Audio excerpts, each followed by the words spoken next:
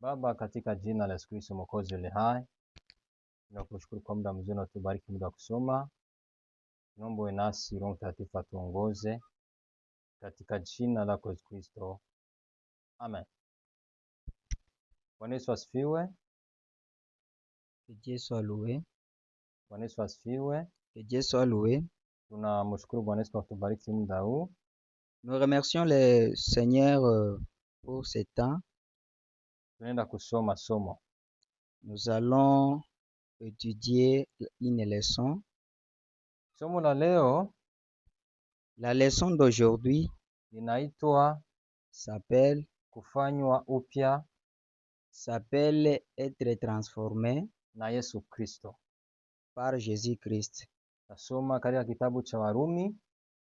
Nous allons lire dans le livre des Romains, Sura ya 12, chapitre 12, mstari wake wa pili. verset 2. Warumi sura ya 12 mstari wake wa pili. Romains chapitre 12, verset 2. Tasoma katika jina la Yesu Kristo. Nous lisons au nom du Seigneur Jésus-Christ.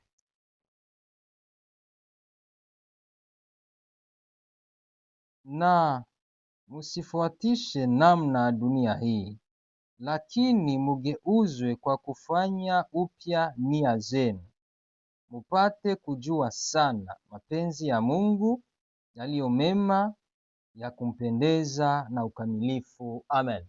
Amen. Nous lisons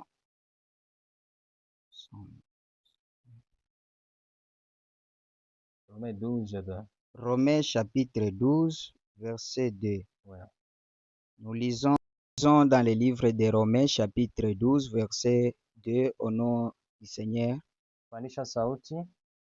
Ne vous conformez pas au siècle présent, mais soyez transformés par le renouvellement de l'intelligence, afin que vous discerniez quelle est la volonté de Dieu, ce qui est bon, agréable et parfait. Amen.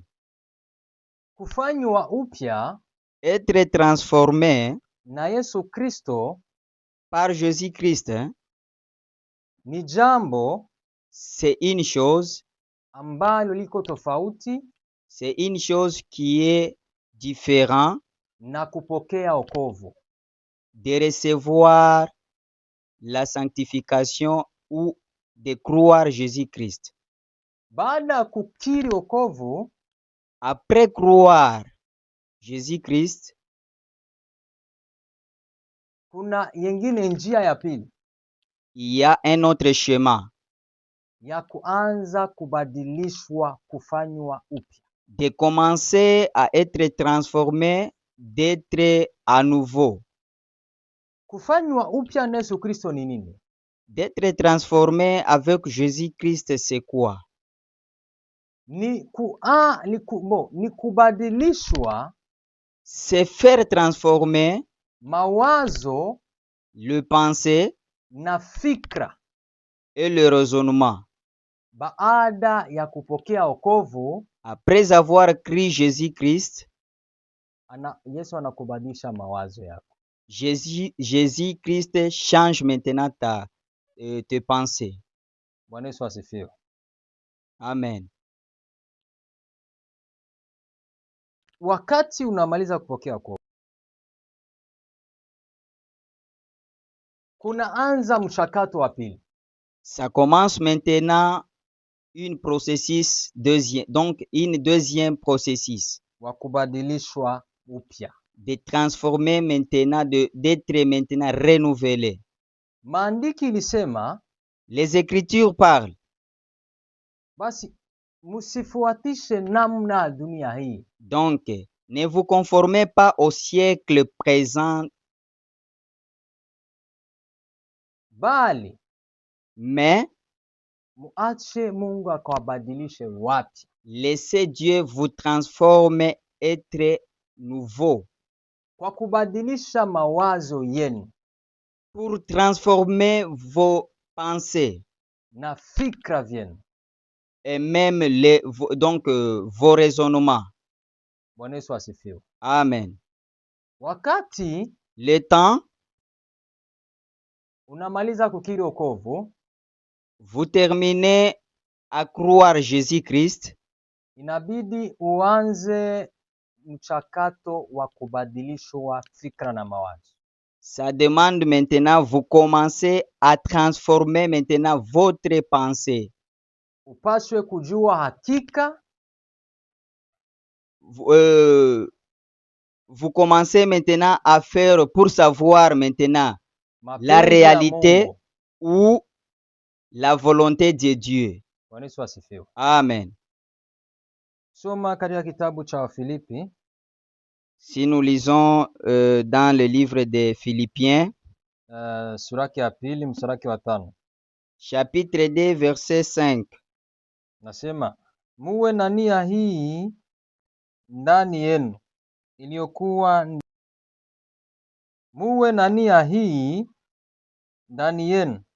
iliyokuwa ndani ya Kristo Yesu vile vile. Amen. Karibu mtumishi.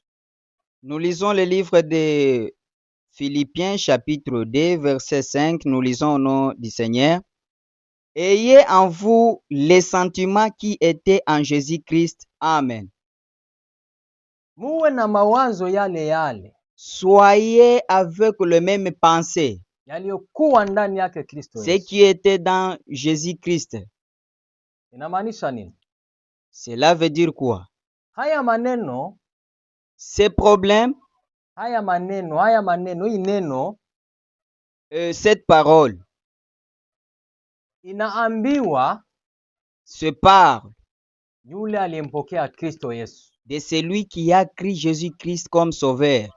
Baada ya kumpokea Kristo Yesu, Après avoir cru Jésus-Christ, inabidi akubali kuanziwa mchakato wa kubadilishwa mpya wa mawazo.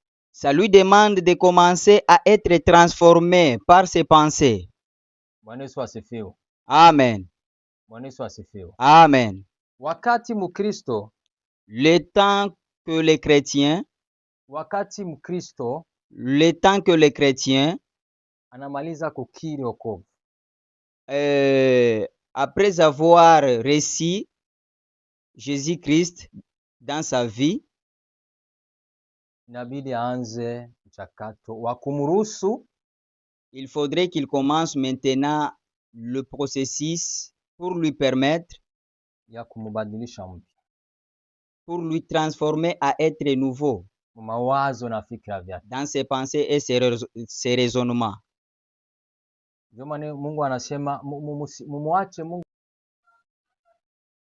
mukabadilishwe wapya, d'être transformé à nouveau, kwa kubadilisha namna ya mawazo yenu, de faire transformer vos intelligences ou vos pensées. Bwana Yesu asifiwe. Amen. Usoma katika kitabu cha pili cha Korintho sura ya 5 mstari wa 17. Si vous lisez dans 2 Corinthiens chapitre 5 verset 17. 5 verset 17,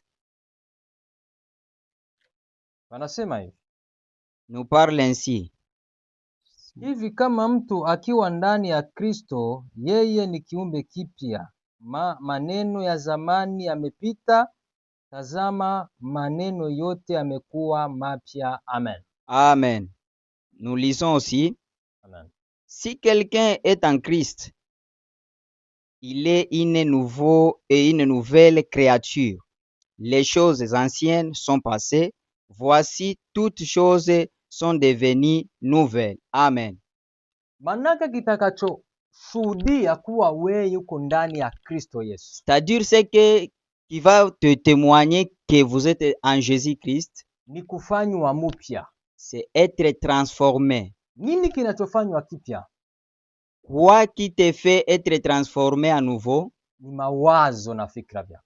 C'est les pensées et les raisonnements. Sababu Parce que mtu akipenda kujue si l'homme veut te connaître, we ni nani, toi c'est qui, anaangalia namna unavyowaza, il te regarde comment tu penses. anaangalia mawazo yako. Il regarde tes pensées. Wakati wa shida, Le temps de problème ou de wakati wa majaribu, les temps des obstacles ou des jinsi tentations, unawaza, comme tu penses, maneno unasema, les paroles que tu parles, matendo unatenda, les actes que tu fais, yanatokana na mawazo yako. ça sort de votre pensée. Njoo wewe wa kweli. C'est la vraie personne maintenant. Bwana Yesu asifiwe. Amen.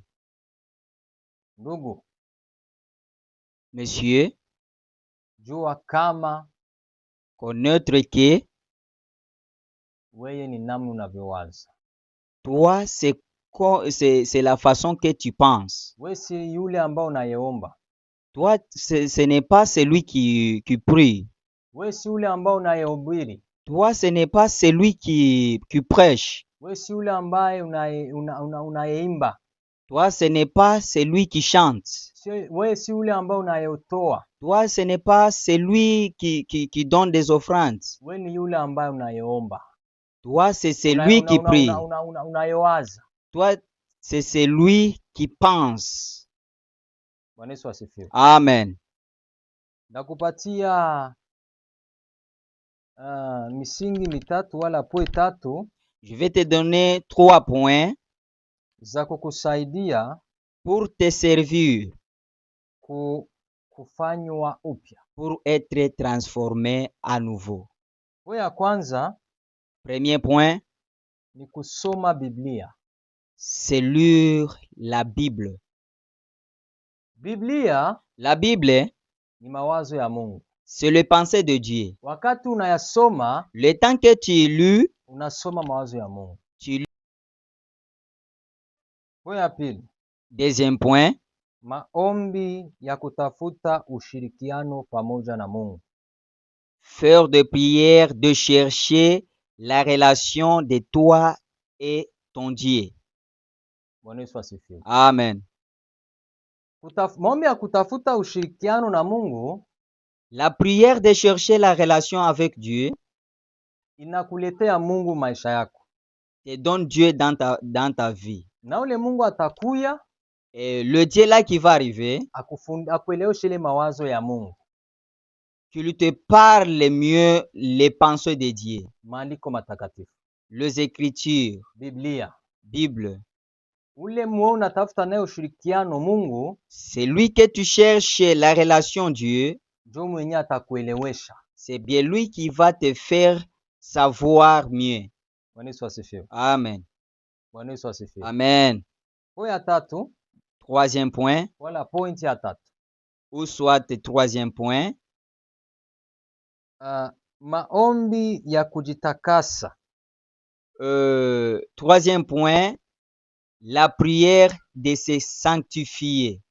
Maombi ya kujitakasa. La prière de se sanctifier. Hii ni maombi.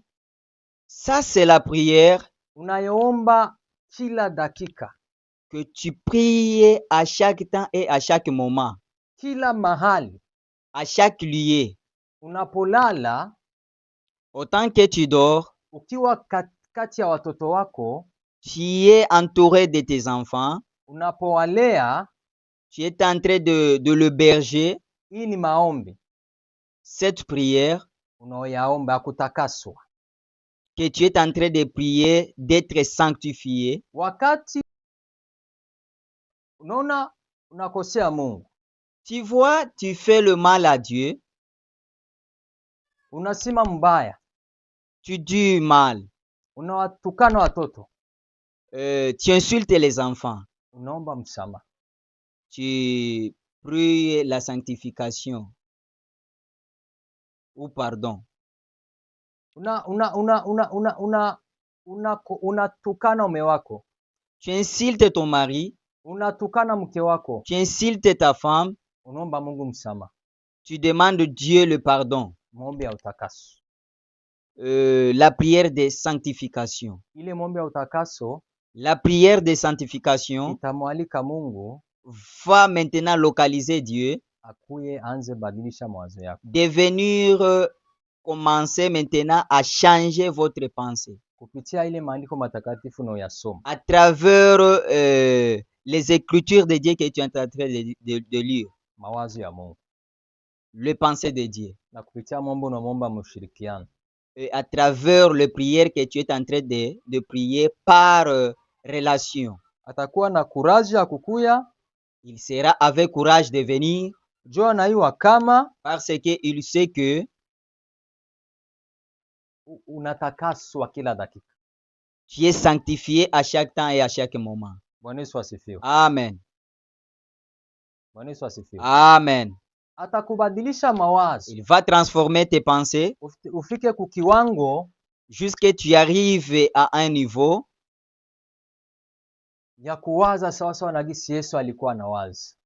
de penser dans la même manière que Jésus-Christ pensait. Bwana Yesu asifiwe. Amen. Haleluya. Amen. Ndio maana maandiko imesema Wafilipi sura yake ya 2 mstari wake wa 5, ndio maana walisema kwamba inabidi Mungu tukamruhusu akatubadilishe mawazo kufika kwa kiwango yake Yesu. Et voilà pourquoi dans l'Éphésiens chapitre 2 verset 5, voilà pourquoi les Écritures parlaient que il faudrait que tu laisses Dieu transformer votre pensée comme celle qui était avec Jésus-Christ. Bwana Yesu akubariki sana. Amen. Tunashukuru kwa somo la leo. Mungu awabariki. Acha tuombe hizo points. Et nous vous remercions vraiment, que Dieu te bénisse. Maintenant, nous allons lire ces 3 points. Zitakusaidia. Et ces 3 points vont te servir mu maisha yako ya kuokoka baada ya kupokea Yesu Kristo. Dans ta vie chrétienne après avoir pris Jésus-Christ. Tunaomba. Nous prions.